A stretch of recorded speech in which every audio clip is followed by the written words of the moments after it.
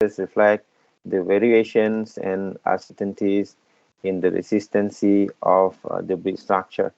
So actually, this method is calculated separately and compared to determine whether the bridge can withstand the applied load. The second one is a load factor method.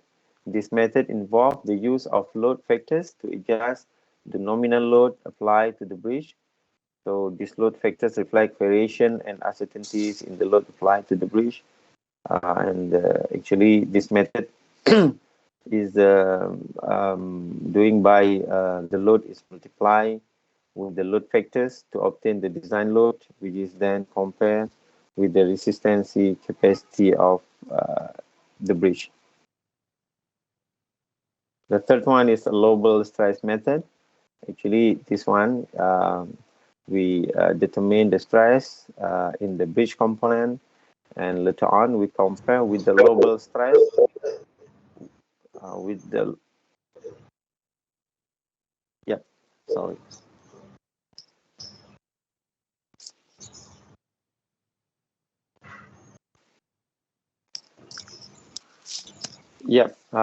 Later on we compare the stress occur in the bridge component with the Lobel stress of material itself. Now we are going to see the latest technology adopted in bridge assessment. So actually we have three purpose, main three purpose of the using of the instrument or the technology in the bridge assessment. The first one is structural health monitoring system, or we call it SHMS. So this is actually referred to real-time monitoring of the structure. That means we install the instrument and then we collect data, evaluate remotely. So actually, for the most important bridge, or for the landmark bridge, or for special case bridge, we have to apply, or we have to employ this system. And then the second one is BMS, Bridge Management System. So BMS actually is a system used to manage and plan bridge maintenance. The BMS uses data about the condition of the bridge to make decisions about when and how to perform maintenance of a bridge. So this is actually focused on management and planning on how the bridge will be maintained and will be operated regularly. And then the next one is sensor usage. So this is for short term, or for we call it short term use, or on-site use actually. So if you want to check something, let's say we doubt about something, then we can apply short-term sensors or short-term methodology to collect data for the short-term analysis. But this one also can be supplement the two previous method for the SHMS and for the BMS as well.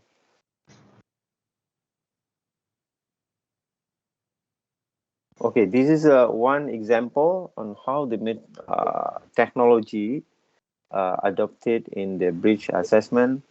So actually we will use a lot of sensors.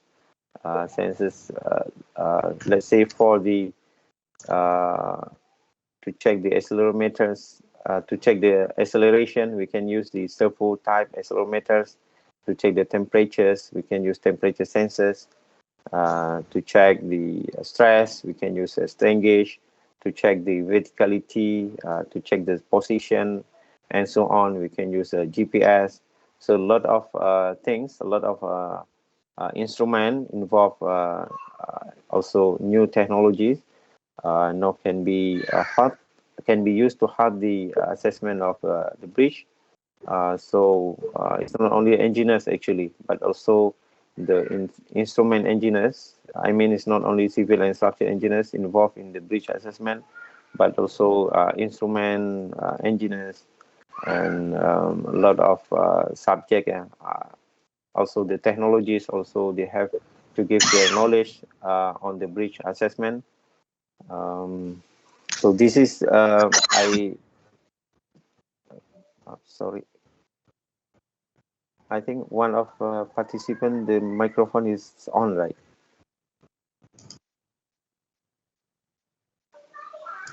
Sorry.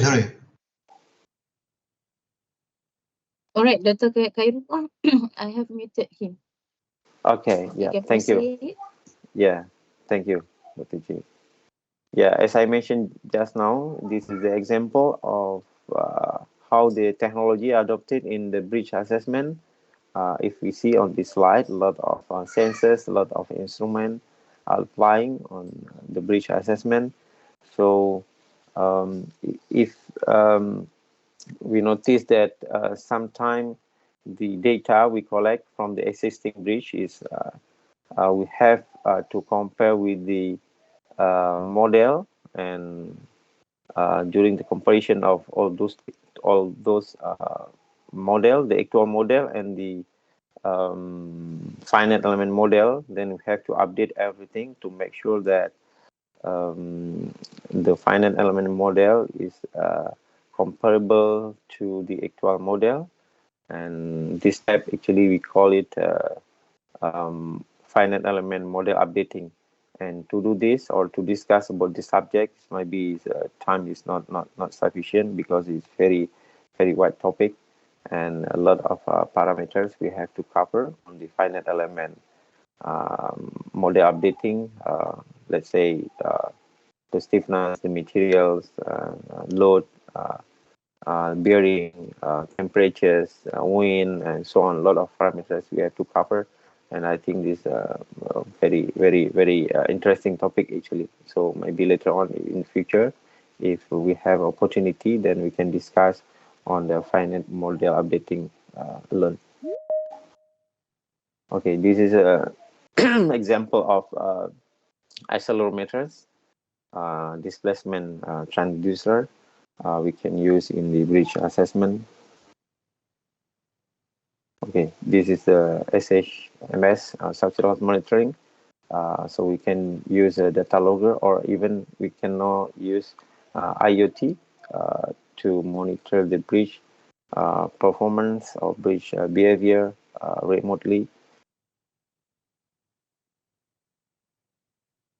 Okay, as I mentioned earlier, actually real-time monitoring we adopt in the SHMS to enable real-time monitoring of structural condition. This means that data from sensors is collected and processed directly, so that the information about the condition and the function of the structure can be obtained instantly. And then online monitoring with these features, the SHMS process can be monitored from different places or remotely. So this allow engineers and technicians to monitor the condition of the structures remotely and in real time. Okay, this is the latest technology utilized in the bridge assessment. Let's say laser, robotic total station. So we can even we can use this instrument because sometimes for the eldest bridge we don't have maybe in certain countries the BMS is they have applied in the beginning of the bridge construction, but in certain countries, let's say in Indonesia, sometime we adopt BMS is a bit late, so we don't have sufficient data regarding SBL drawing of the bridge and so on. So to fulfill the requirement of BMS, we have to supply the BMS with the as-built drawing or the information on the bridge itself. So we have to survey. For the to make sure the as-built drawing is provided in proper manner. So we can use this equipment as well. And then for the monitoring, the deflection, we can use also this robotic total station. And then the next one is sensors, LVDT sensors, and then GPR. So GPR in Malaysia, I think a lot of authority now they have applied this methodology on the assessment of the beach surface and beach deck as well. And then for the dynamic testing, we can also apply some instrument to check the response of or the behavior of dynamic due to dynamic load of the bridge. So how we integrate the IoT in the bridge assessment? So most of us already, I think, are already familiar with these things as well, real-time monitoring, and this is very important for bridge under the detail or under the spatial inspection. So we can observe daily the status of the bridge condition of all components that under observation, and then we can also use certain technology for the data analysis, and we can by using all these two things, we can increase the security and reliability of the bridges itself.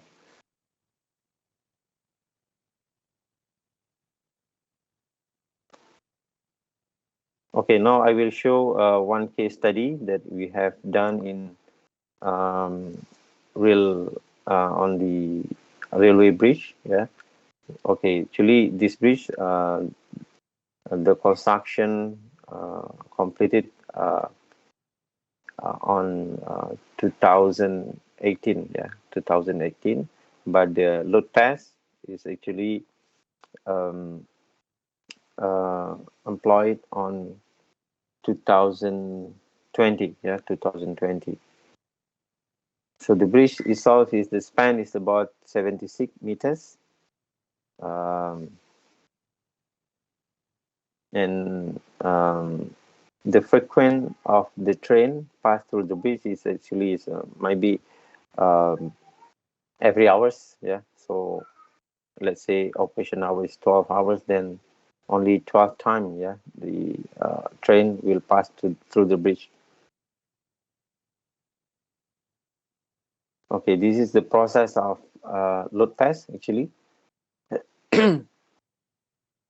And to compensate the people, actually the one carriage, it can be used by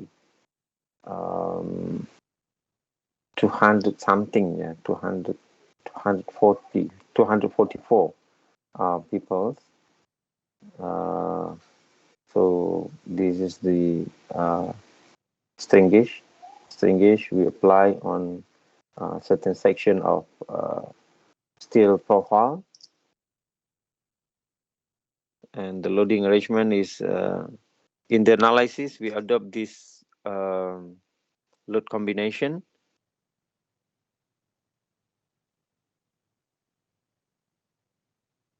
So this is the characteristic of the train itself. Okay, actually we have two carriage. The first one is we call it MEC. The load is about 41.4 ton per axle, and the second carriage is, we call it TC. The load is about 34.29 ton per axle, and then the full load for each carriage is about 224 people. So let's say one people weight is about 60 kilogram.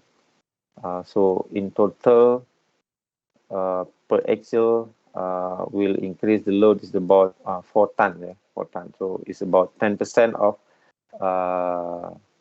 train without the passenger. So if with passenger mean we have to increase about 10% or 4 ton. Okay, this is the modeling. The modeling of the bridge. So the combination of load actually is based on the empty train, and then with the 70% of live load. So let's say just now is 224 times 60, then time 70%. So let's say increase is only not more than 10% of the empty train. And then we put the sensors, so we can see in the slide the sensors is we put a diagonal element, we put on the top element, we also put in the main girders. Yeah, so STG1, STG2, STG6 is the main girders, and STG3, STG4, and STG5 actually we put on the trusses. So actually this bridge is combined with the girders and steel truss. Yeah. Okay, this is the figures we obtained based on the actual condition as well as the analysis using the finite element software. So if you can see the empty during the empty train, let's say as STG1, the stress is about 9.45, but during the load, we increase or we impose with the live load about 10% of the empty train. The actual stress at STG1 is lower compared to the empty train. Yeah, see, this is a bit odd. So, but we will discuss later on what happened actually, and at STG2 as well. Yeah, the stress also decreased compared to the empty train. Yeah, and then if we check at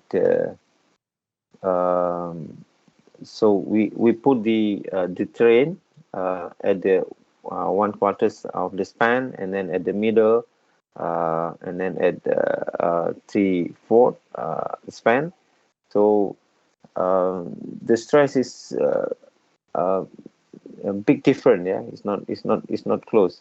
If we compare between the actual and the analysis, and then during the empty train, and we increased 70% of live load in the train as well.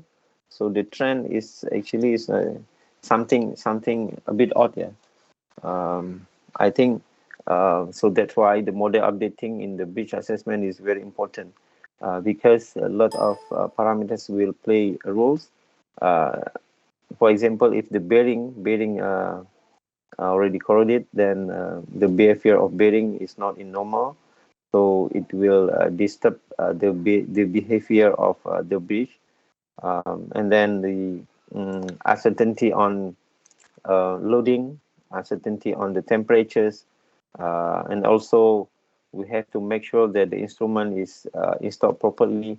So if everything, we can make sure that in the proper manner, and then all parameters that we have to update in the model updating is already known, then everything should be in the good trend. Yeah, or we can predict something, or it can give us the real pictures on what happened with the actual bridge.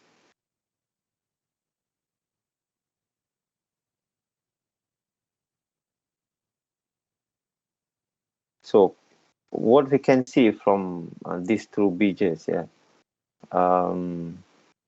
So actually, all the bridges must fulfill the standards, yeah, the standard, or must be compliant with the standard and guideline. If not, might be in terms of functionality, in terms of safety, it it is very scaring, yeah, very scaring for the people to pass through, and then it will damage the structure and also will cause the loss of life, yeah. So that's why the compliance with the standards and guideline is very important, yeah. To make sure that everything is in place, everything is in the proper manner. So the first one is the security and stability. Compliant with the standards ensure that bridges are constructed in the safe and stable manner to prevent the structural failures and minimizing risk to the bridge users. And then the quality, in terms of quality and durability, compliant with the standard actually ensure the bridge to build with the high quality materials and method proven construction, which can increase durability and extend the service life of the bridge. Okay, this is the case what happened with the um, um, Kukar Bridge, yeah. The bridge, it was collapsed in Kalimantan. Actually, the material itself is not fulfill the standard. So sometime in Indonesia, we call it the sorry, I use term in Indonesia, besi buta. Actually, the material is not fulfill the requirement for the specific grade of the steel. So during the assessment, the expert found that some of component of the bridge is not fulfilled the required materials. So that's why that one is one of the factors to make the bridge is collapse. Yeah. So we have to be very careful during the inspection or assessment or design or the construction of the bridge. We have to make sure that the materials that the contractors use on the site is the same what the specification said. Yeah. And then legal responsibility. This can help protect the owner of bridge from the legal responsibility. So if we relate to the previous case that at the Kukar Bridge, actually three authorities were charged, and then some others also in the trouble there because they did not apply the standard and the guideline in the proper manner. So all the engineers or authorities involved in the bridge assessment or in bridge design from the beginning in the bridge construction, we have to be very careful to make sure that the everything is compliant. And then the fourth one is public acceptance. It is very important to ensure that the bridge can be used by the public without the fear and scaring. Is not the scaring, yeah, not scaring bridge. And then the number 5 is cost effective. Actually, by following standard and guideline, it can give us the design and assessment process in efficient way, and also can reduce the long-term cost. Yeah.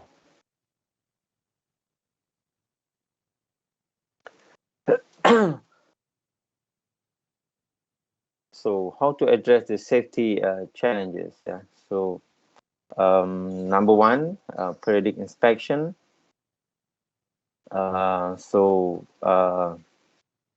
Regular inspection actually is very important to ensure that the bridges remain in good condition and safe to use.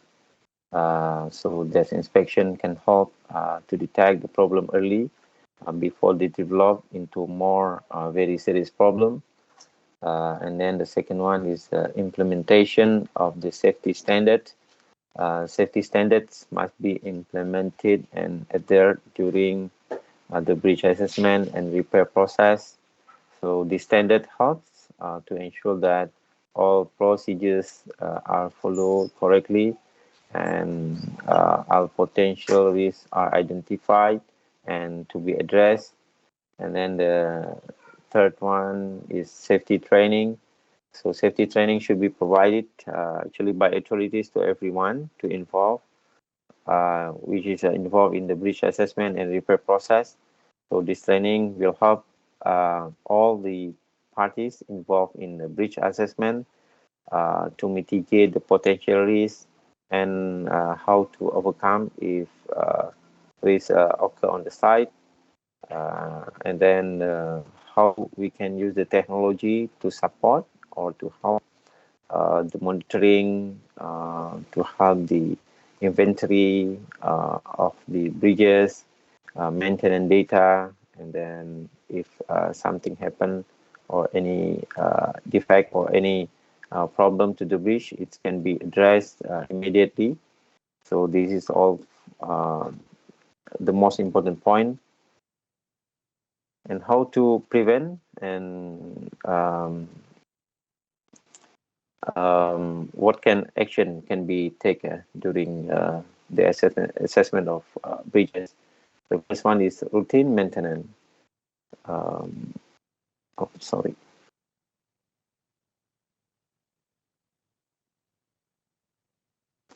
Okay, actually in BMS, yeah, in BMS, I think Malaysia a bit better in term of BMS because they already adopted in quite far ago. So all these things I think already included in the bridge management system in our country as well.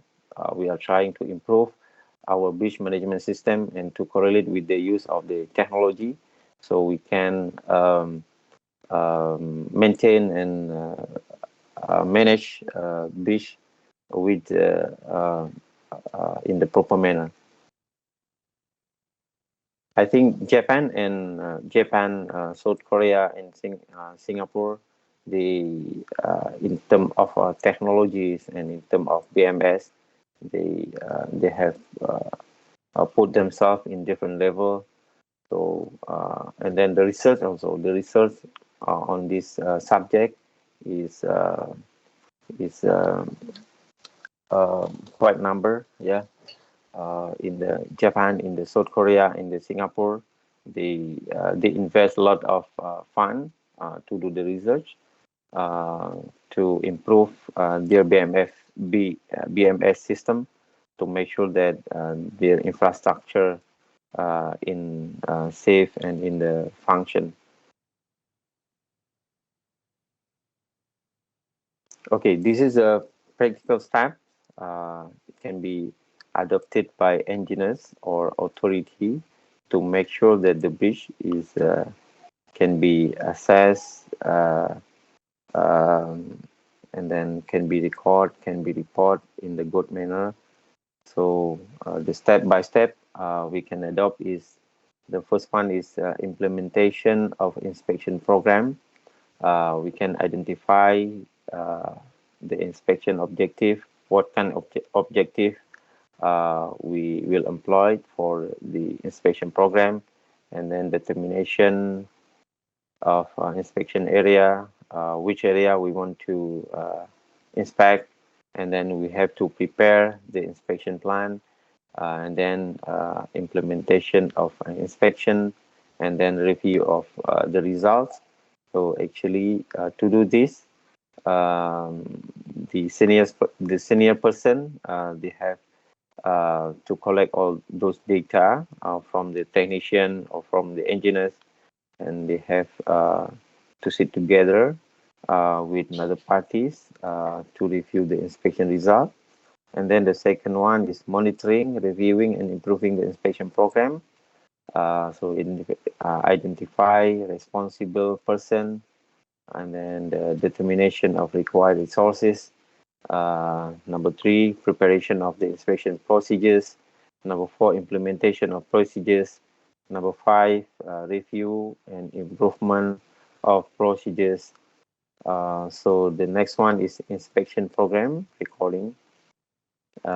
creating recording format, recording inspection result, organizing inspection report, reviewing of the inspection report, utilizing of the inspection report, and all these things actually we have to correlate with the BMS, Bridge Management System. The fourth one is material testing. We should be able to select what kind instrument and what kind of methodology to be used in during the bridge assessment, and then how to implement the testing, how to analyze, and how to document the test result. Number 5 is structural testing. So we have to identify what kind of testing required for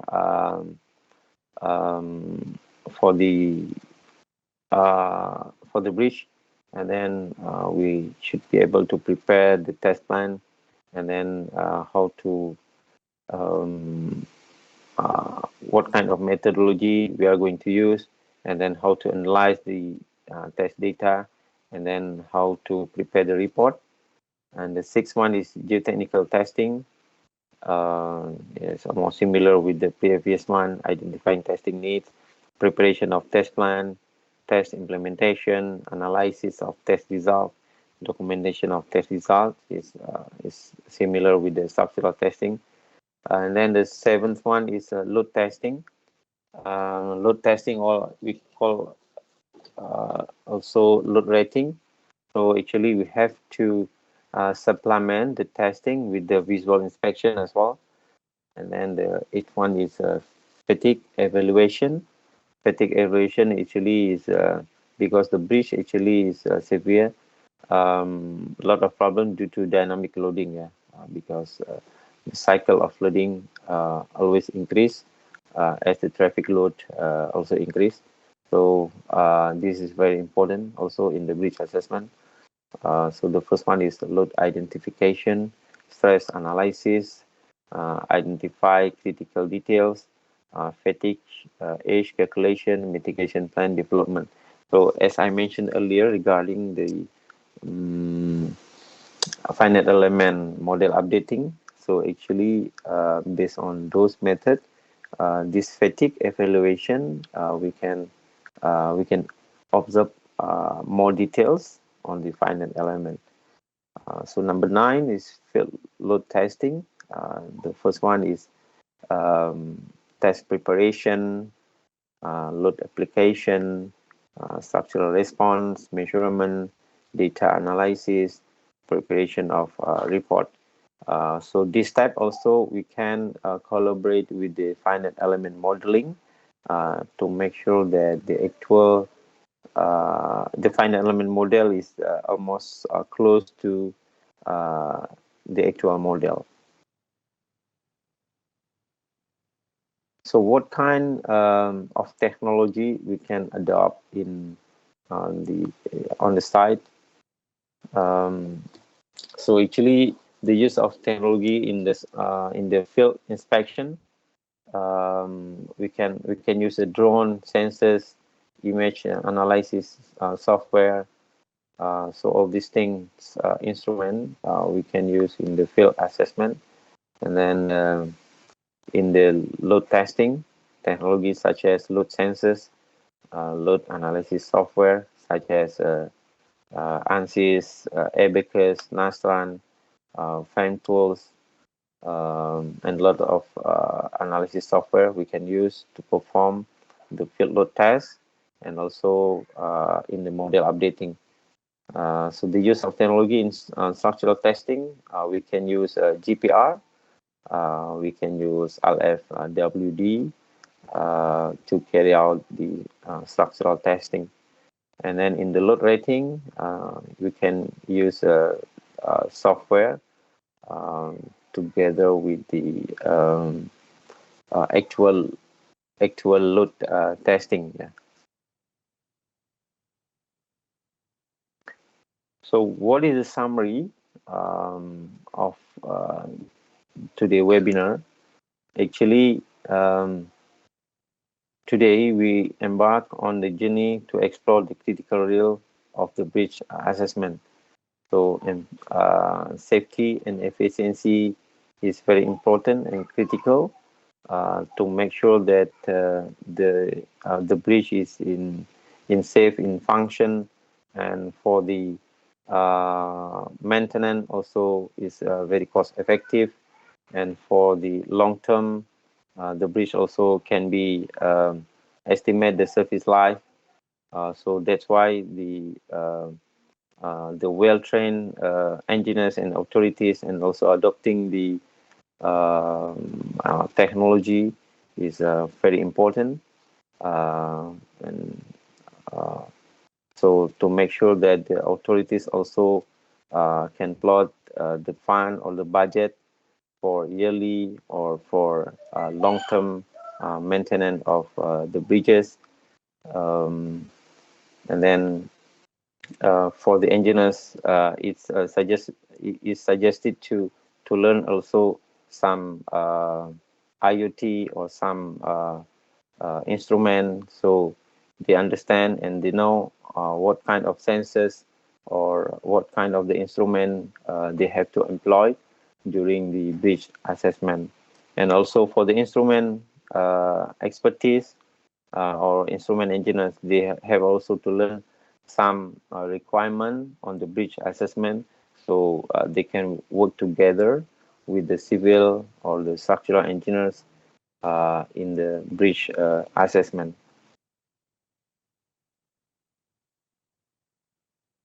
Yeah, I think I have finished my presentation. So in futures, I think the maintenance planning, finite element modeling, finite element model updating on the bridge structures, on the bridge assessment, and then the technology application in the structural repairs is, I think, is the most interesting topic.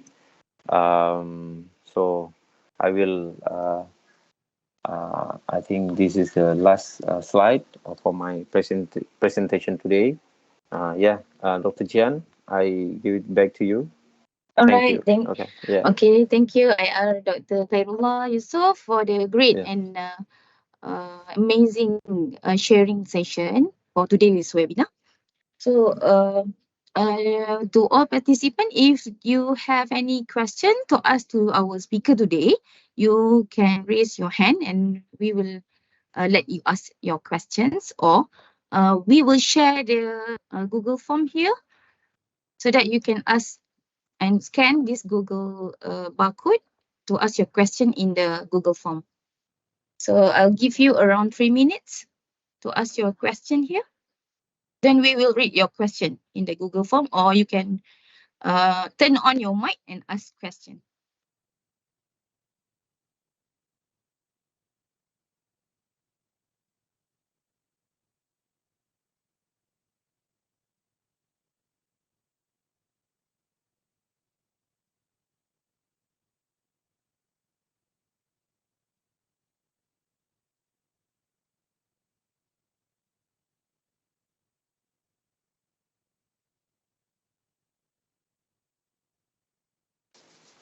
Yeah, if any question, please, or maybe you have your experience, so you can share, then you can give the your experience to the other people. Yeah.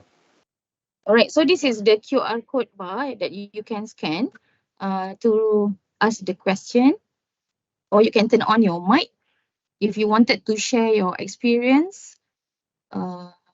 And so called, you can turn on your mic and talk.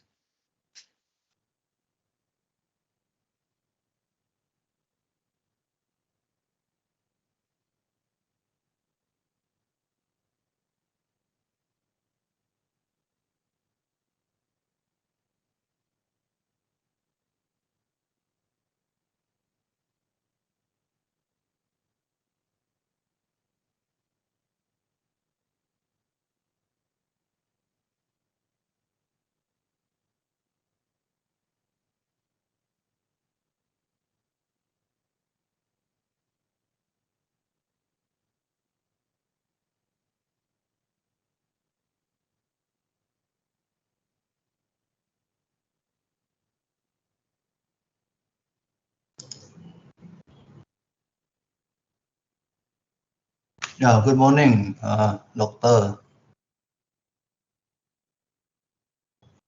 Can hear or not? Yes, Yeah. Mr. Terry. Good morning. Okay. Yeah, Good my morning, name Please is Mr. proceed Terry. your question. Terry. I'm from Sarawak. One time I was at this servicing our car, and then happened to be nearby a flyover somewhere at this jalan. Can't remember, somewhere in Kuching. And then I heard this sound when people pass by climbing up the flyover. Kudup, kudup, kudup. And then when I passed by, I saw some crack on the joint. Expansion joint. Expansion joint. Any comment on that? Yeah. Actually, most of the bridge face a problem at the expansion joint. Yeah. So that's why the good design and the good materials on that component, it must be pay attention by the designers and also by the authorities during the maintenance and the operation of the bridge. So most of the bridge face the same problem. Yeah, using the expansion joint. Yeah.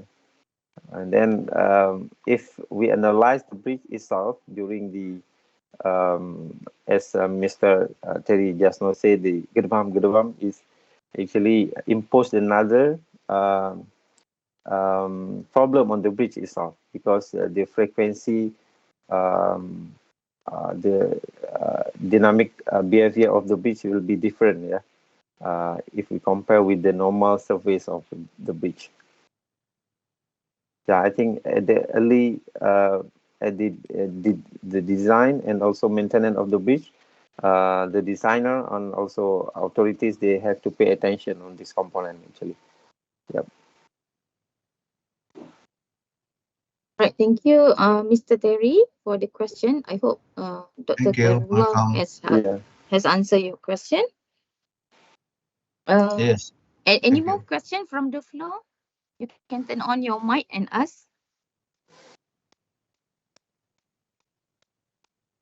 Or else you can submit your question by scanning the QR code bar here as shown in your screen. Then we will read your question accordingly.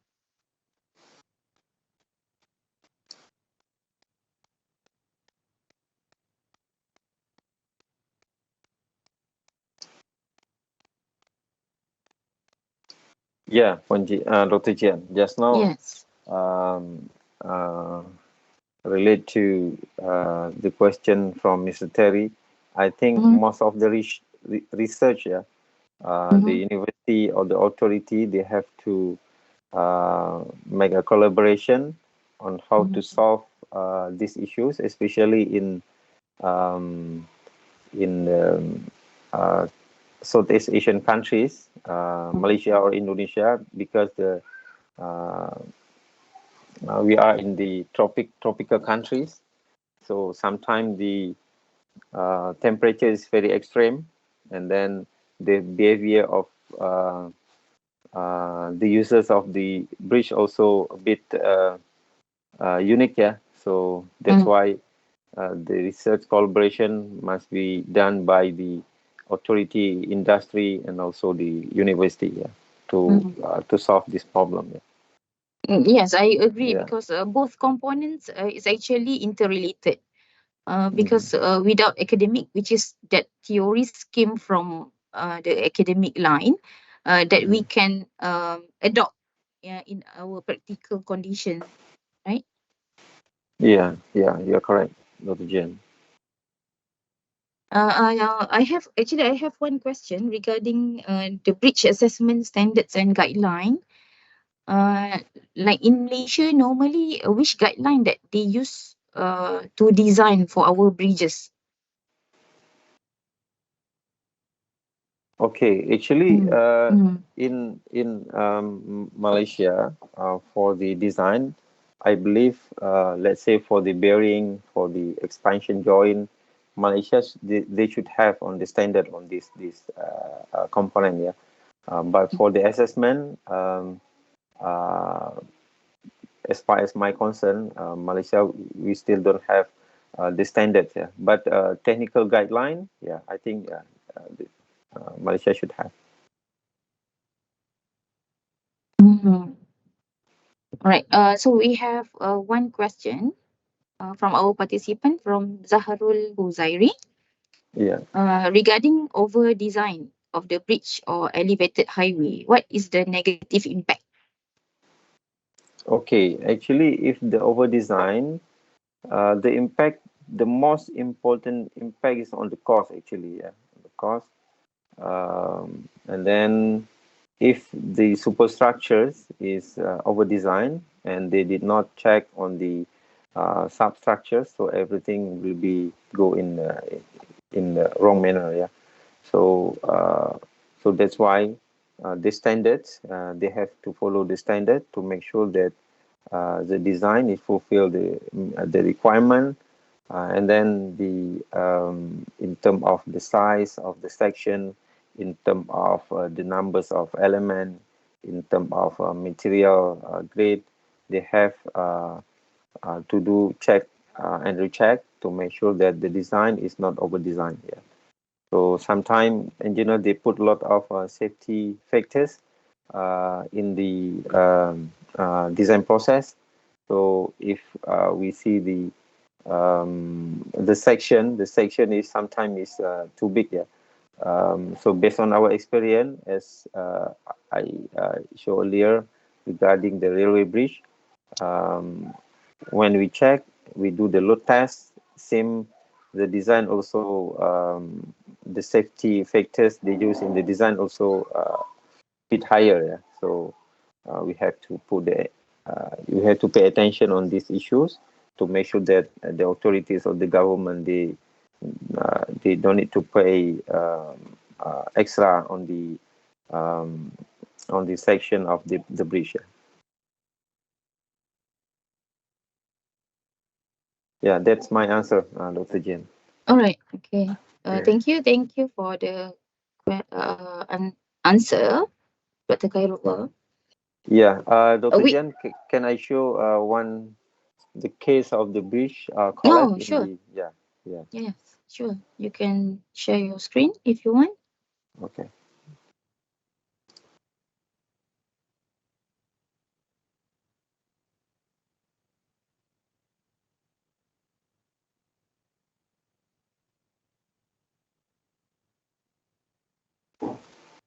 Is it on slide? Is visible, Dr. Jan? Yes, yes, we can see your slide. Okay, this is the new bridge, the bridge before collapse. So this is actually is a suspension bridge.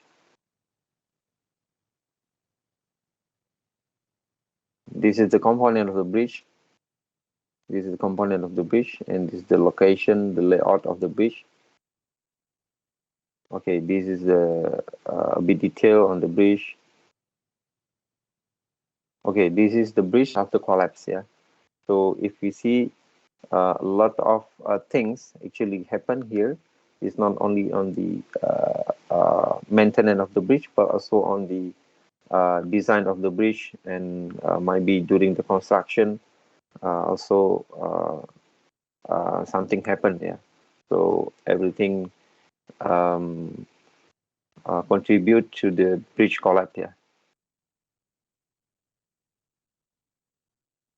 Okay, this pylon is moved, yeah, moved before the collapse.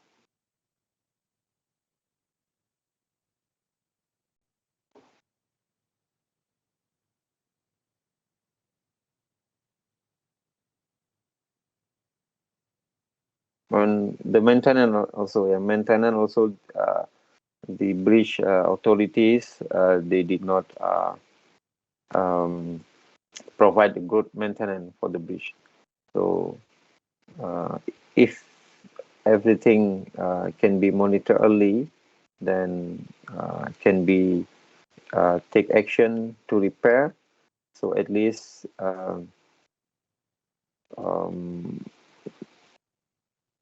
I mean the bridge collapse is not will be not happen. Yeah.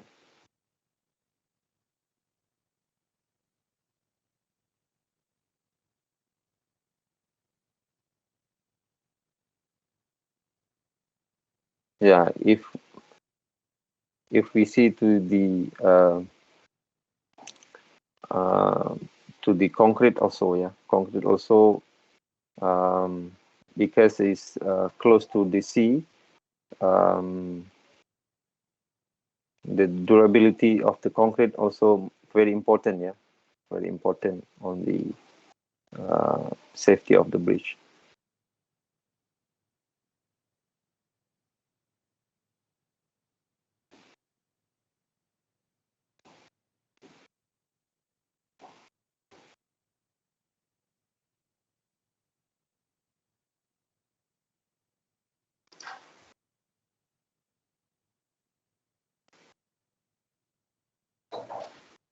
Right, thank you, Dr. Khairullah. Yeah, okay, We have one more question here. yeah. Which one is a better construction between steel or concrete bridge in terms of sustainability issues? Okay, actually, it depends on the function. It depends on the what we call the location as well. Yeah, sometimes to adopt the steel bridge is not practical because the materials cost, and then the construction method for the installation, for the corrosion protection, and so on. Is not easy. So we have to consider a lot of things on deciding what kind of material we will adopt for our bridge. So actually, we have to sit together with the authorities, with the engineers, to make sure that the material we adopt on the specific bridge is the best option. Yeah, I think it's a lot of parameters. Yeah.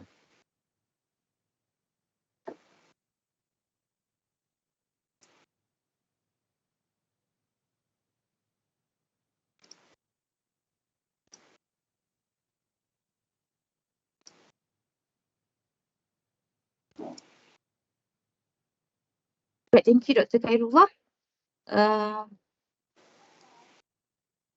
Any more question from the floor?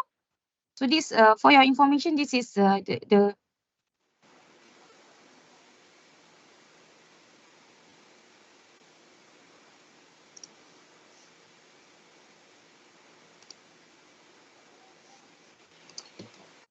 Dr. Khairullah, are you presenting the stress analysis? Okay.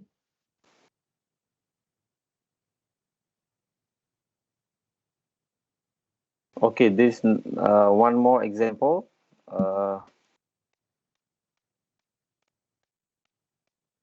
Sometimes the simple things it can cause the big problem on the bridge itself. Yeah. Okay, this one. If we see the aeration is occur on the pile cap, yeah, actually. So if this problem did not address immediately, then it will be for sure, yeah, will be disturbed the bearing capacity, the stability of the pylon, yeah, actually. So sometimes the authority, they have to pay attention, and then they have to provide immediate action to make sure that the severity of the defect, it can be measured early. Yeah. This also in Indonesia. Yeah. But now the authority, they have take action to solve these issues. Yeah. Sorry, Okay. Dr. Khairullah, like normally, if the pile cap here having some settlement, right? Yeah. So what are the remedial work that they can propose? Okay, actually, first they have to close the surrounding area to make sure that the extent of the defect, it can be measured early, and then they have so actually during the pile pile design, actually they put some safety factors, and they have to analyze whether the safety factors is still based on requirement, and then they have to do the they have to backfill, yeah. They have to backfill. They have to do the retaining wall. They have to provide certain structures to make sure that the aeration is will not occur. Yeah. So actually, they have to make sure that everything is in similar to the original condition. Yeah.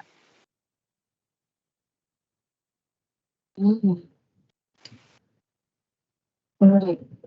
Yeah. This bridge look interesting when they have the conditions of substructure Yeah. failure, right? Yeah. Correct. Yeah. At least we can like figure out what we should do Yeah. to But solve the issue.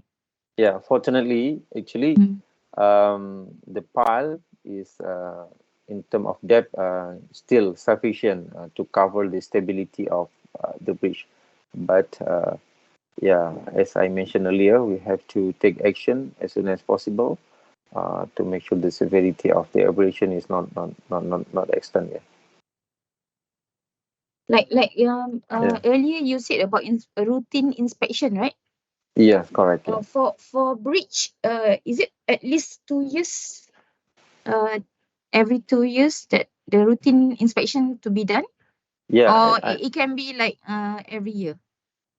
okay, if you can do it every year, yeah, it's more better. But in terms of cost, because every country is now they have in the database is a lot of bridges. So if if they do the routine inspection yearly, so that means the cost for the inspection will be increased. Yeah. So sometime the authorities they will decide the budget based on 2 years. Yeah, based on every 2 years. Yeah. I heard one of my friends, Yeah. he did inspection for bridge by helicopter, and then he said he should inspect those location. If I'm not mistaken, they inspect of the deck of the slab, for the bridge slab deck. What is actually necessarily when they Yeah. do inspection for the deck slab of the bridges normally, like what type of defect that throughout the inspection that they could find. Okay. Actually, for the deck, it can have two type of defect. Yeah, surface defect, or we call it serviceability defect, and also structural defect. Yeah. So maybe helicopter. You mean the drone, right? It, Drone or yeah, something yes, like that, like, I yeah. guess. Yeah. So actually, they can obtain two condition of defect using the drone or helicopters, maybe. So they can check the surface defect and also the structural defect. Yeah, let's say movement of the bridge or superstructures. They can also obtain by using the drone survey or drone assessment. Yeah. Right. Okay, thank you, Dr. Khairullah, Yeah. Welcome, Dr. Jen. for the interesting topic today. So Yeah. we hope we can extend this webinar Yeah. to another time with a more interesting topic that you just presented today. Yeah. So we now proceed to our session.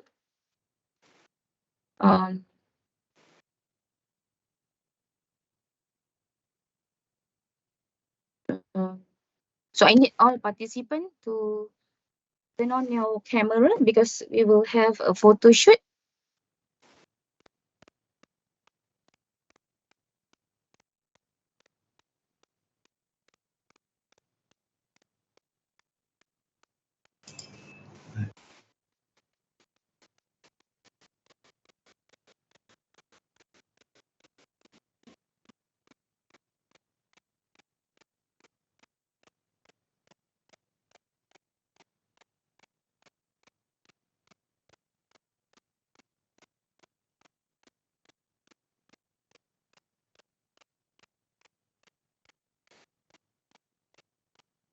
Okay, ready?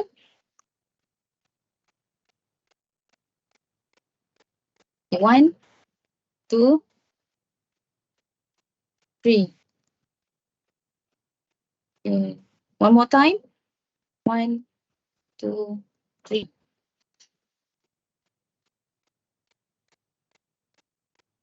Right.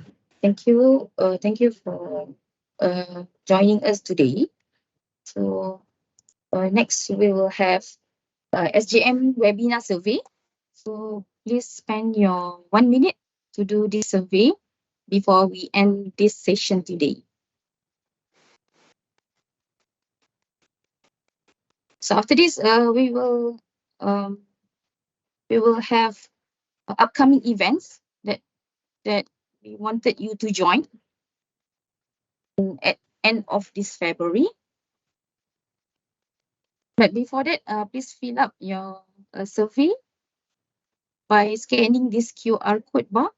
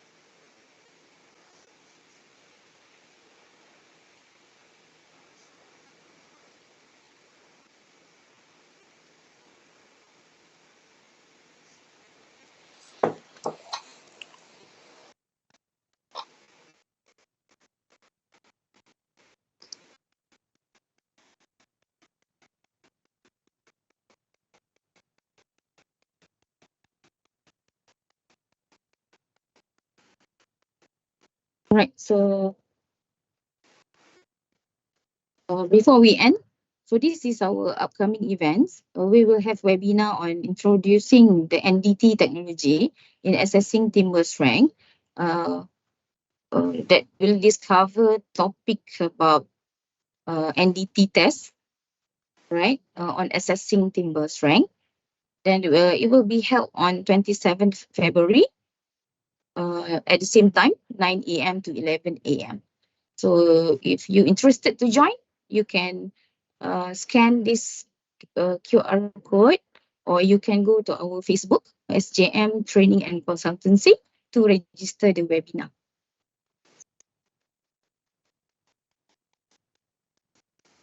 Right, so that's all from us today. So if you do have any question regarding this topic, you can still ask your question using the QR code bar for Google Form. Then we will provide you the answer accordingly through email, right? And thank you for joining us today. So hopefully we can meet in another time with a more interesting topic after this.